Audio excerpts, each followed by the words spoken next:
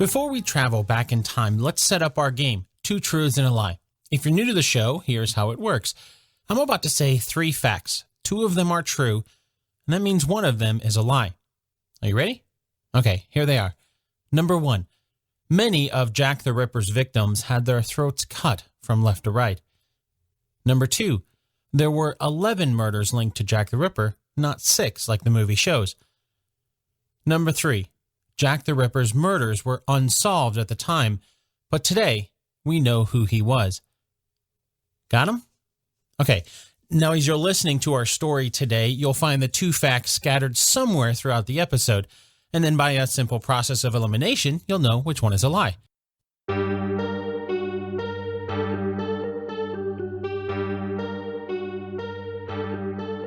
One day, men will look back and say, I gave birth to the 20th century.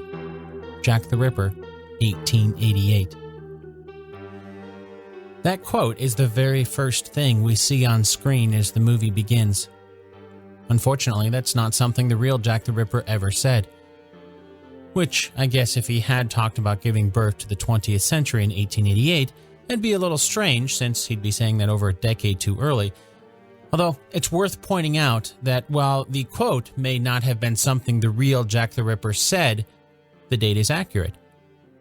And so is the text on the next scene where we find out that this is happening in the Whitechapel district. That's in the East End of London. Now would be a good time to go over the victims.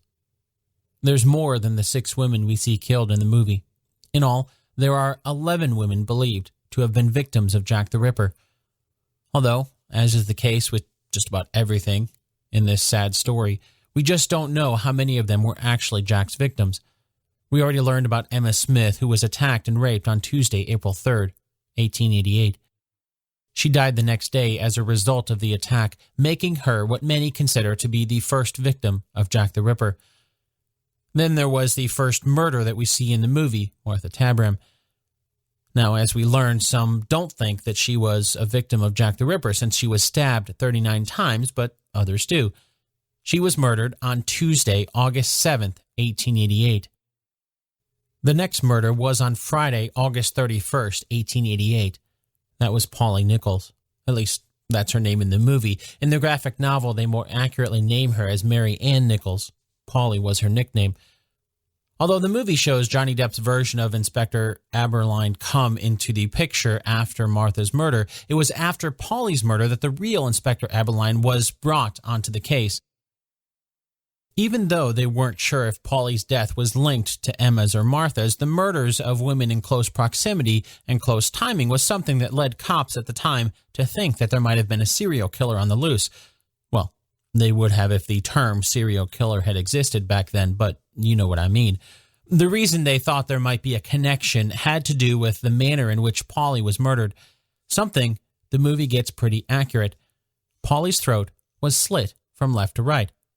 Not once, but twice. As if that wasn't enough, her abdomen had been ripped apart with several deep gashes, likely with the same knife used to slit the throat. At the height of the murders in October of 1888, George Lusk asked for extra police protection at his home because he had spotted what he described as a sinister-looking man with a beard watching his home.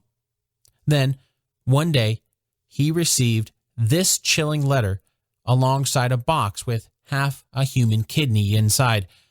This is the letter now known as the From Hell letter from Jack the Ripper. From Hell. Mr. Lusk. Sir, I send you half the kidney I took from one woman, preserved it for you. The other piece I fried and ate. It was very nice. I may send you the bloody knife that took it out, if you only wait a while longer. Signed, Catch Me When You Can, Mr. Lusk. Can you imagine getting that at your home? That was just one of the letters that Jack the Ripper sent. Over 100 years after Jack the Ripper's last murder, a massive clue broke the case wide open. That was in 1992 when a remarkable diary surfaced. Without ever writing their own name across over 9,000 words, the author confesses to the murder of 5 women in London and another prostitute in Manchester, some 200 miles or 322 kilometers to the north of London. Well, I guess saying the author never gave their name is not entirely accurate. At the very end of the diary, after all of the confessions, the author wrote these words: "I give my name that all know of me, so history do tell what love can do to a gentleman born. Yours truly, Jack the Ripper. Dated this 3rd day of May, 1889. As you can probably guess, this caused a new whirlwind of theories and ideas, including the fact that the diary itself was a hoax. After all, why, after all this time, had it come to light? The man who produced it, Michael Barrett, claimed he got it from a friend, Tony Devereaux, in 1991. Unfortunately, Tony died soon after giving it to Michael, so the trail stops there. Is it a forgery? Maybe. But what if it's not?